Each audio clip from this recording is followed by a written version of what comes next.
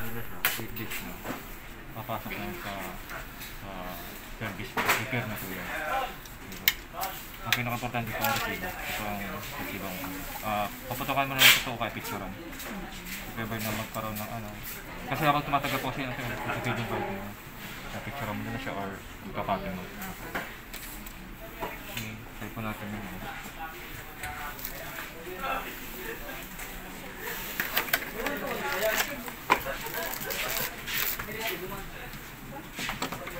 Ayaw nga ni Karamogan Python.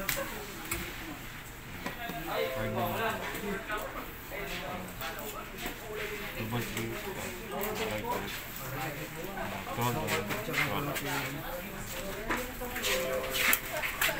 Si Curtis Ray.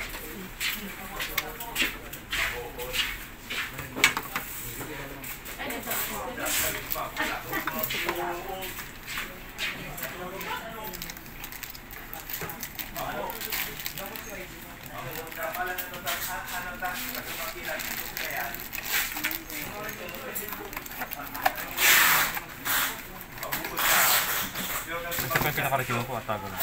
Paglabas niyo po sa ni card. Tapos po try natin yung charger.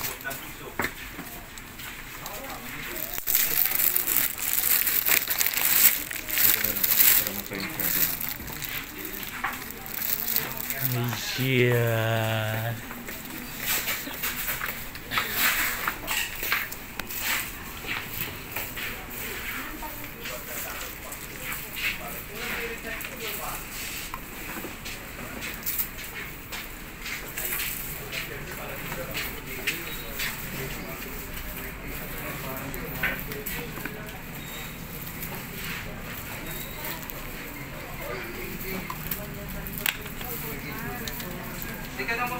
Pero mas maganda igamitin pa lobat ano sir? Tapos nakasaksak. Naka lang po siya, naka 20%.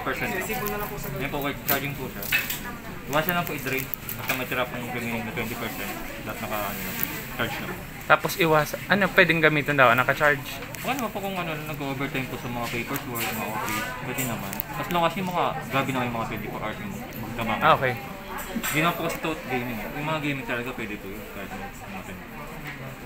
Okay naman po ito. Kahit nakasapsak po kayo mga nag-overtime. Wala akong mag-i-issue. Hindi man nakakasira yan ng ano? Okay. Service center naman po kami ng Asus. Authorized service center naman po. Ano ako charging mo?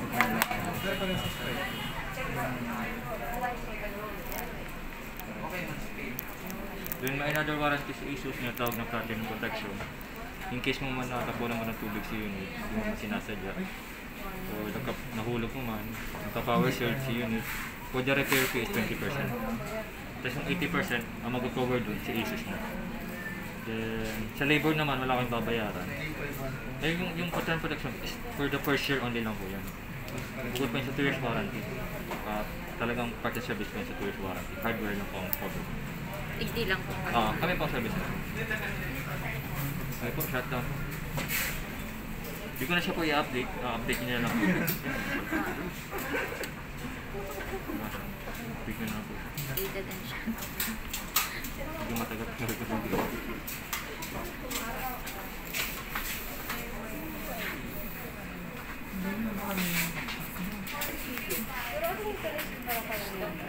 Yung Celeron man.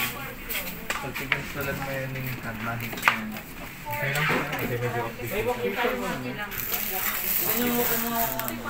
Shutdown na din po yan. Update lang po.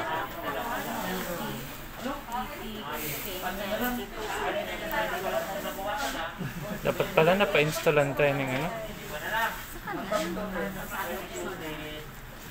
Word, hanggang ano ba? Hanggang January.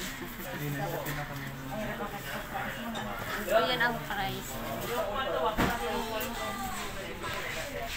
Yan po kasi, mga genuine po yan. Hindi kasi kami nag-install dito ng mga pirated po. Mga ilang oras yan? Pag pinalagay yung Word tapos PowerPoint. Yung ano, siguro abutin mga 3 to 4 hours. Okay. Pero ang iba naman po sa labas, mapa-install naman sila sa mga iba. May mga kakilala sila. Kaya lang ayokong magpa kung ano-anong, gusto ko nga kahit anong USB, wag ano. Ito kasi may antivirus dyan, trial lang, mga 30 days. After that, wala na. Tapos update na lang, Hindi, mapa-install ko ulit. pa-install ulit. Wala yung lifetime? Walang lifetime antivirus eh. Mga ilang lan? 2 years lang. Ah, okay. Dito rin, magkano? Yung 2 years, 595. Ang cover lang ito sa mga paano, yung phone trusted. Yung internet security, 985. Lahat covered niya. 985. Lahat cover yun.